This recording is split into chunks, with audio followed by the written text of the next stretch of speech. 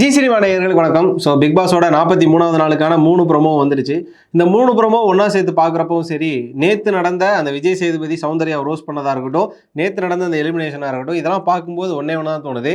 Stuff இருக்கக்கூடிய, tough கொடுக்கக்கூடிய contestant எல்லாம் வெளியில் அமைச்சிட்டு தப்பான கண்டஸ்டன்ட் உள்ள வச்சுருந்தா கடைசி வரை இப்படி தான் இருக்கும் அப்படின்னு. ஸோ இந்த 3 ப்ரோமோ மூலமாக நம்ம தெரிஞ்சுக்க வேண்டியது என்ன, ரியா வெளியில் போனதுக்கப்புறமா அவங்க போட்ட வீடியோ, ஸோ ரியா என்ன மாதிரியான விஷயங்களை வந்து வெளில சொல்லிட்டு போயிருக்காங்க, உள்ளே எது மாதிரியான கேம் நடக்குது, இந்த மாதிரியான விஷயங்கள் எங்கே போய் முடிய போகுது அப்படிங்கிறத இந்த வீடியோவில் பார்க்க போகிறோம்.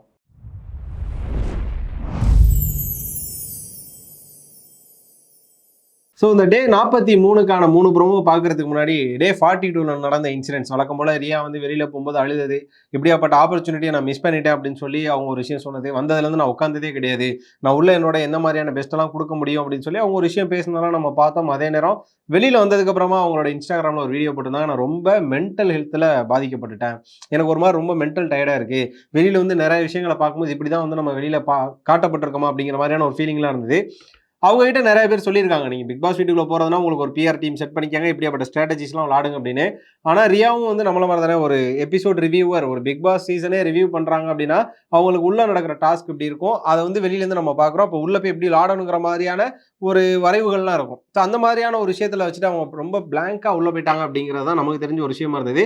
ஸோ ரியாவோட எவிக்ஷன் அவங்களுக்கு ரொம்ப பாதிப்பாக இருந்தது, அதே நேரம் அதை பார்த்த ஆடியன்ஸான நமக்கு ரொம்ப பாதிப்பாக இருந்தது. தலைவி வந்து ஒரு ஸ்டாண்ட் எடுக்கலை அப்படின்னாலுமே உள்ளே ஏதோ ஒரு விஷயத்த பேசிட்டே இருப்பாங்க, வாய்ஸ் கொடுத்துட்டே இருப்பாங்க. எந்த ஒரு இடத்துலையுமே வந்தோடனே காணாமல் போகிற மாதிரி ஒரு வர்ஷினி மாதிரியோ, உள்ள அன்சிதா மாதிரியோ, சாச்சனா மாதிரியோ, பவித்ரா ஜனனி மாதிரியோ அவங்க கிடையாதுல்ல. ஸோ ரியா ஒரு ஆக்டிவான பர்சனாக அவங்க வெளியில் போனது அன்ஃபேரா ஃபேரா அப்படிங்கிறதெல்லாம் தாண்டி அது அந்த ஒரு கேமுக்கு இனிமேல் ஒரு சுவாரஸ்யம் இல்லாமல் போகிறதுக்கான ஒரு விஷயமா தான் நம்ம பார்க்குறோம். இது வந்து டே 42ல நடந்த ஒரு இன்சிடென்ட். இது கூடவே பார்த்தீங்கன்னா சௌந்தர்யாவை விஜய் சேதுபதி அவர்கள் ரோஸ் செய்த விதம், நம்ம நினச்சிட்டு இருந்தோம் வாரம் வாரம் சௌந்தர்யாவை மட்டும் ஏதாவது அப்படியே வந்து ஈயம் பூசின மாதிரி இருக்கணும், பூசாத மாதிரி இருக்கணும் அப்படிங்கிற மாதிரி, சௌந்தர்யாவை திட்டின மாதிரி இருக்கணும், திட்டக்கூடாத மாதிரி இருக்கணும் அப்படிங்கிற மாதிரியான விஷயங்கள்லாம் பார்த்துருப்போம். அதே நேரம் பார்த்தீங்கன்னா ஆடியன்ஸ்லாம் சௌந்தர்யா எந்திரிச்சாலே ஒரே கிளாப்ஸாக இருக்கும், அப்படி இருக்கும் இப்படி இருக்கும், பயங்கரமாக எல்லாத்தையுமே நம்ம பார்த்துட்டோம். அதனாலே சௌந்தர்யா அவர்களுக்கு தோணிடுச்சு போல, நம்ம என்ன வேணால் பண்ணுவோம்ப்பா, போன வாரம் நம்மளை வந்து வம்புழுத்ததுக்கு சத்யா வந்து ஒரு செய்தி விஜய் சேதுபதி, அதனால இந்த வாரம் நம்ம அதே மாதிரியான ஒரு ஆட்டிடியூட்ல இருப்போம், நம்மளை வந்து எதுவும் கேள்வி கேட்க மாட்டாங்கன்னு அவங்க நினைச்சிட்டாங்களா, இல்லை நமக்கு வெளியில் ஆடியன்ஸ் அதிகமாக இருக்காங்க, ஃபேன் பேஸ் அதிகமாக இருக்குது, அதனால இதை கெடுத்துக்க கூடாதுன்றதுக்காண்டி அவங்க எதுவும் பண்ண மாட்டாங்கன்னு நினச்சாங்களான்னு தெரியல. பட் சௌந்தர்யாவோட இந்த ஒரு 1 வீக் அந்த ஸ்கூல் டாஸ்க்குங்கிறது எப்படி இருந்தது அப்படிங்கிற நமக்கே தெரியும். அவங்களோட ஃபேஸ், அந்த ஆட்டிடியூடு, அவங்க மற்றவங்க கிட்ட நடந்துக்கிற விதம்லாம் எப்படி இருந்தது நமக்கு தெரியும். ஆனால் நம்ம கொஞ்சம் கூட எதிர்பார்க்கவே இல்லை விஜய் சேதுபதி சௌந்தர்யா வந்து இந்த ஒரு கேள்விகள் கேட்டு இதை தொடுவார் அப்படின்னு. அவர் வேறு நபர்களை தான் கேட்பாரு அப்படின்னு நினச்சிட்டு இருக்கப்ப தலைவன் வந்து சௌந்தர்யா எழுப்பி பயங்கரமான ஒரு ரோஸ்ட் பண்ணி அழுக விட்டு கதற விட்டு செஞ்சு செதற விட்டுருவா போல.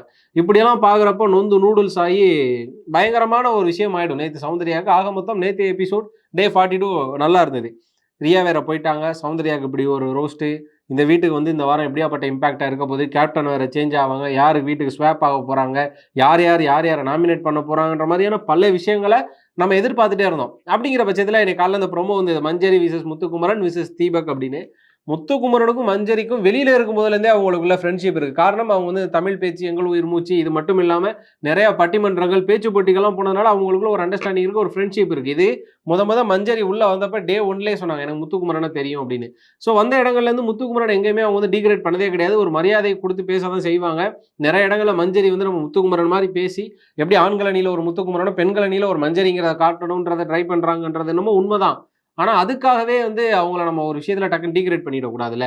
ஸோ முத்துக்குமரனுக்கும் மஞ்சரிக்கும் ஒரு விஷயம் நடக்குது. அதாவது அவங்க வந்து ஒரு கேம் ஒன்று ப்ளே பண்ணுறாங்க, ஒரு ஃப்ரெண்ட்லியாக ஒரு கேம் ஒன்று விளாட்றாங்க. அது வந்து முத்துக்குமரனுக்கு அஃபெண்ட் ஆகுது, அது ஒரு கட்டத்தில் வந்து அப்படியே பேசும் பொருளாக மாறிடுது. இதை வந்து மஞ்சரி ஒரு பக்கம் ரொம்ப எமோஷனலாக இது நீ யாருக்கும் தானே நான் பண்ணேன், ஸோ உன்னை வந்து எனக்கு வெளியில் இருக்கிறதுலேருந்து தெரியும், அந்த ஒரு ஃப்ரெண்ட்ஷிப்பில் தான் பண்ணேன் அப்படின்றாங்க. ஒரே நிமிஷம் நான் சொல்லிக்கிறேன் முத்து, நான் நீன்றதுனால தான் அந்த விளையாட்டு விளையாண்ட முத்து, வேற யார்கிட்டயும் நான் அந்த விளையாட்டு விளையாடி இருக்க மாட்டேன், நீ இல்லைன்னா இந்த விளையாட்டை யார்கிட்டயும் விளையாடி இருக்க மாட்டேன். எல்லாத்தையும் ஈஸியாக ஒரு ஈஸி டேக் எடுத்து முத்துக்குமரன் வந்து இதை வந்து சரின்றாரு, என் பிரச்சனைகளை உள்ள வராத அருண் அப்படிங்கிறத சொல்லலை. ஏன்னா அருண் உள்ள வந்து ஒரு விஷயமா தலையிடுறாப்புல. ஸோ எல்லா பிரச்சனையிலுமே வந்து நாட்டாமையா இருக்குன்னு நினைச்சிட்டு இருக்கிறாப்புல போல அருண். யாரா இருந்தாலும் விளையாட செஞ்சு நான் விளையாட்டுக்கு தான் பண்ணது அவனுக்கு தெரியும், சௌந்தர்யாக்கு தேவையில்லாம உள்ள வந்து நான் கேப்டன் மேம். ஸோ உள்ள வந்து மூக்க நுழைச்சு தலையிடுறாரு. அப்ப எனக்கு என்ன சந்தேகம்னா, ஒரு 2 வாரத்துக்கு முன்னாடி முத்துக்குமரன் கேப்டனா இருக்கும்போது எனக்காக நீ பேசாத, எனக்காக நான் பேச, எனக்கு வாய் இருக்குன்னு சொன்னாப்புல அருண். இன்னைக்கு எதுக்கு சம்பந்தமே இல்லை முத்துக்குமரன் பிரச்சனையில் வந்து ஒரு வாயை கொடுக்குறாப்புல கேட்டா நான் கேப்டன்றாரு. ஸோ முத்துக்குமரன் அப்போ கேப்டனாக இருந்தார்ல. ஸோ முத்துக்குமரன் கேப்டனாக இருக்கும்போது நீங்கள் வாயை விடாத எனக்கு வாய் இருக்குன்றீங்க.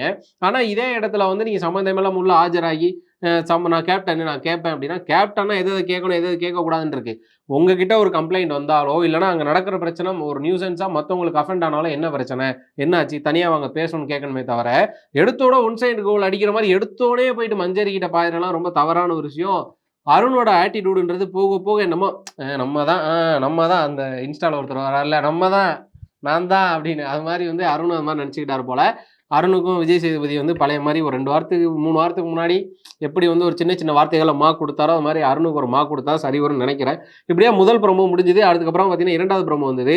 ஸோ இந்த 2வது ப்ரோமோவில் பார்த்தீங்கன்னா வழக்கம் போல் இந்த வாரத்துக்கான நாமினேஷன் அது சொல்லக்கூடிய காரணங்கள் சிவகுமாருக்கு சொன்ன காரணம் தான் ரொம்ப நடிக்கிறாப்புல அவர் வந்து ரொம்ப பாசிட்டிவாக இருக்கிற மாதிரி காட்டுறாரு அப்படிங்கிறது. சிவகுமார் அண்ணா ரொம்ப ஸ்வீட்டா இருக்கிற மாதிரி நடிக்கிறாருன்னு நினைக்கிறேன். அதே நேரம் கேர்ள்ஸ் டீமுக்கு வந்தது சௌந்தர்யா. வழக்கம் போல் அவங்க வந்து கேம் ரொம்ப ப்ரோவோக்காக இருக்குது, அவங்களால மற்றவங்க கேம் விளாட முடியலை அப்படிங்கிற மாதிரி ஜாக்லின்லேருந்து எல்லாருமே ஒருத்தவங்க நாமினேட் பண்ணாங்க. ஸோ இந்த வாரத்துக்கான நாமினேஷன் லிஸ்ட்டு பார்த்தீங்க அப்படின்னா ஜெஃப்ரி அதுக்கப்புறமா தீபக் இவங்களை தவிர எல்லாருமே உள்ள நாமினேஷனுக்குள்ளே வந்துட்டாங்க. அதே மாதிரி கேர்ள்ஸ் டீமில் வந்து பார்த்தீங்க அப்படின்னா பவித்ரா ஜனனிலேருந்து ஜாக்லின், சாச்சனா, அன்ஷிதாலேருந்து எல்லாருமே ஒரு பக்கம் இங்கிட்டும் நாமினேஷன் வந்து நாமினேட் ஆகிட்டாங்க இந்த வாரம் எலிமினேஷனுக்கு. ஸோ இந்த வாரம் கேப்டனாக பார்த்தீங்க அப்படின்னா மஞ்சரி அவர்கள் பதவி ஏற்றிருக்காங்க. பயங்கரமான ஒரு டாஸ்காக இருந்தது அப்படின்றாங்க. கேமை மாற்றுங்கடா டாஸ்க்கை மாற்றுங்கடா அப்படின்னா அவங்க கிரியேட்டிவ் டீமை மாற்றிருக்காங்க.